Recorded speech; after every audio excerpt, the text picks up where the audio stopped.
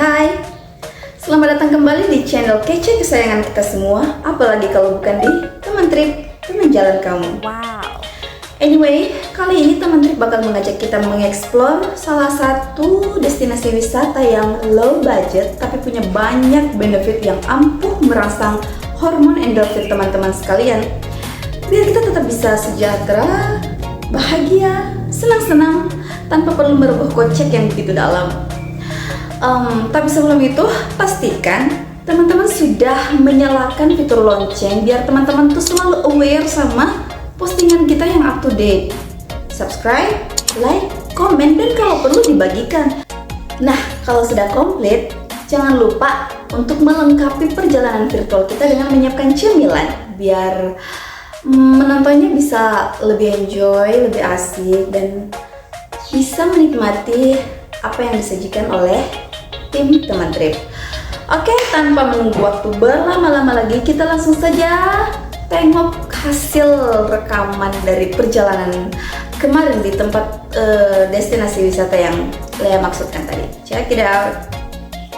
Minggu 13 Agustus 2023, tim Teman Trip melakukan sebuah perjalanan ke salah satu tempat wisata di Kabupaten Bantaeng, Sulawesi Selatan. Penasaran gak sih kenapa kali ini kita mengangkat tema low budget? Yap, karena untuk menuju tempat refreshing ini memang terjangkau dari banyak hal. Pertama, lokasi. Permandian Erem Merasa merupakan wisata alam yang terletak di Desa Kampala, Kecamatan Erem Merasa, Kabupaten Bantaeng. Berjarak kurang lebih 9 km dari kota Kecamatan Bantaeng. Aksesnya juga sangat mudah loh. Di terminal kota, ada banyak angkutan umum yang siap mengangkut penumpang sampai ke gerbang wisata Erem Merasa. Biaya transportasinya berkisar 10 sampai 15 ribu rupiah saja. Bagi kalian yang menggunakan kendaraan pribadi, 2 liter bensin untuk kategori penggunaan bahan bakar yang tidak boros bisa dipastikan dapat digunakan untuk akses pulang pergi dari jarak kota kecamatan ke tempat wisata. Begitupun untuk pengguna roda 4. Perjalanan menuju lokasi melewati jalan poros yang anti macet. Sepanjang perjalanan, kita akan ditemani pemandangan hamparan sawah yang terbentang hijau begitu indah. Begitu tiba di lokasi, pengunjung tak perlu khawatir karena selalu ada space untuk parkir. Masyarakat sekitar memanfaatkan halaman rumah mereka untuk dijadikan lahan parkir. Cukup membayar jasa parkir seharga 5.000 dan 10.000 untuk mobil. Setiba di lokasi, gerbang wisata permandian alam pun siap menyambut. Sejauh kurang lebih 5 meter dari gerbang, tepatnya di sisi tengah jalur tangga, menuju kolam permandian, pengunjung diwajibkan untuk menyelesaikan urusan retribusi lebih dulu ya. Tidak usah terkejut, karena tempat wisata ini dikelola pemerintahan Kabupaten Bantaeng. Harga yang dipatok pun sangat terjangkau. Untuk dewasa, satu orang dipatok retribusi Rp5.000 dan Rp3.000 untuk anak-anak. Setelah karcis masuk aman, pengunjung akan disambut ratusan anak tangga yang mengantarkan kita menuju lokasi permandian.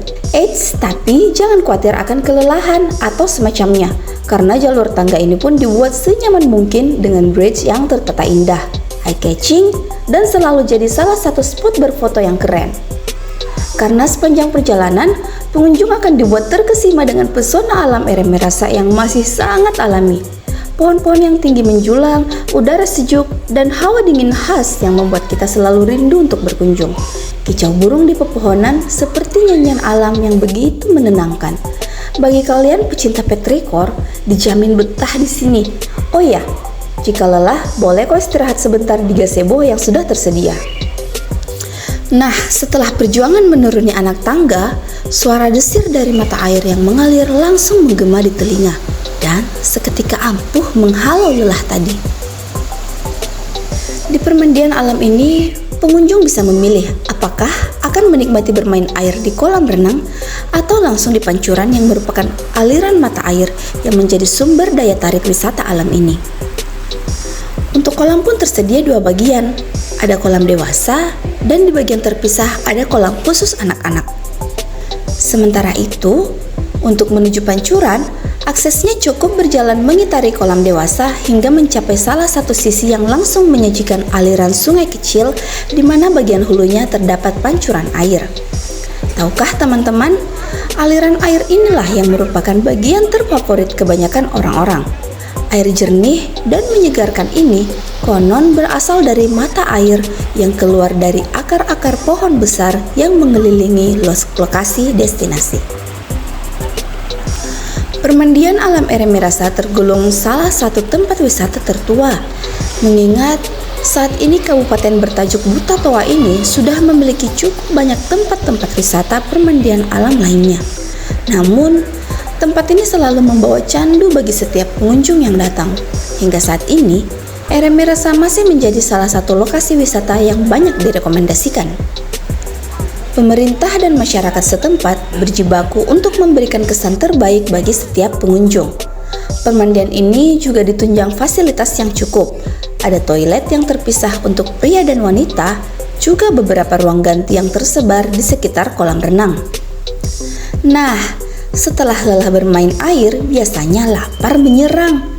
Tak perlu khawatir mengenai masalah ini. Beberapa kedai sederhana mengelilingi nyaris 50% sisi kolam permandian.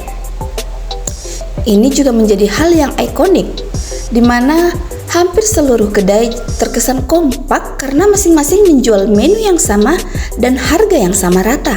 Cukup unik bukan? Karena kesannya tidak akan ada indikasi kecemburuan atau persaingan harga sebagaimana biasanya. Jadi, mau pilih nangkring dan beristirahat di kedai manapun, hasilnya akan sama, dapat menu yang sama dan harga yang sama. Adapun sajian yang selalu hadir di antaranya pisang goreng dan bakwan sayur. Seporsi beli 10.000 pun sudah sangat memuaskan. Menikmati gorengan hangat dengan cocolan lombok sederhana di mana orang-orang menyebutnya lombok Hermes. Perpaduan saus cili pedas dengan kecap manis yang menjadi ciri khas. Tak lupa aneka minuman seperti kopi dan coklat dari minuman sasetan dibanderol seharga Rp5.000 per gelasnya. Nah, jika tak sempat membawa bekal untuk makanan berat, tenang saja, karena setiap kedai juga menyiapkan makanan pengganjal yang paling cocok disantap di tengah cuacanya dinginnya Hermes. Ini makanan favorit sejuta umat sih, siapa lagi kalau bukan mie instan. Kebayang kan, dingin-dingin menggigil, terus naik dari kolam langsung menikmati yang hangat-hangat. Di sela-sela perjalanan mengelilingi lokasi permandian kemarin, tim menemukan penataan destinasi ini benar-benar bagus. Ditunjang fasilitas yang memadai, selain toilet dan ruang ganti, beberapa tong sampah tersebar di beberapa sudut area tempat wisata. Sayangnya, untuk penanganan sampah itu sendiri, tim menemukan masih saja ada bagian yang sepertinya belum terkendali dengan baik. Kendati tong sampah tersedia, namun di beberapa sisi, tepatnya bagian tebing tak jauh dari sungai, tim menemukan tumpukan sampah plastik yang sangat merusak pemandangan. Tahukah teman trip bahwa sampah plastik sangat sulit untuk hancur? Dibutuhkan puluhan bahkan ratusan tahun agar bisa terurai. Oleh karena itu, diperlukan solusi alternatif agar keberadaan sampah plastik dapat ditangani dengan baik.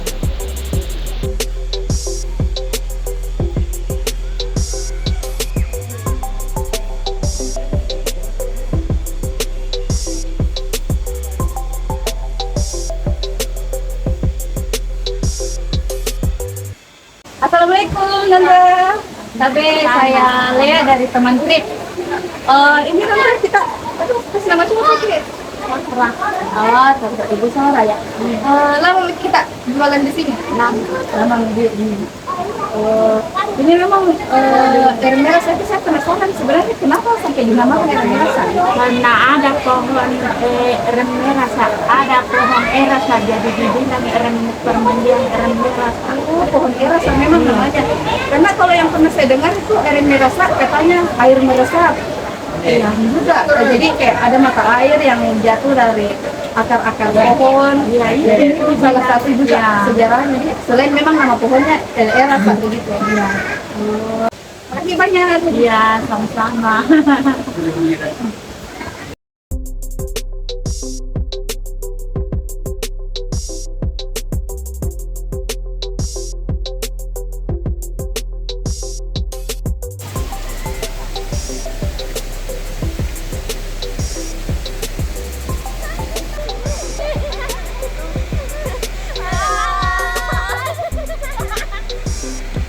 Perjalanan Lea bersama tim teman trip kemarin benar-benar perjalanan refreshing yang sangat berkesan.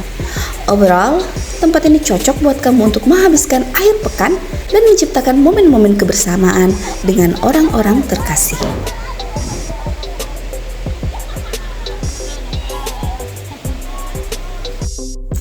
Nah, gimana teman-teman setelah menyaksikan perjalanan tim teman trip kemarin di Permandian Alam RM Merasa?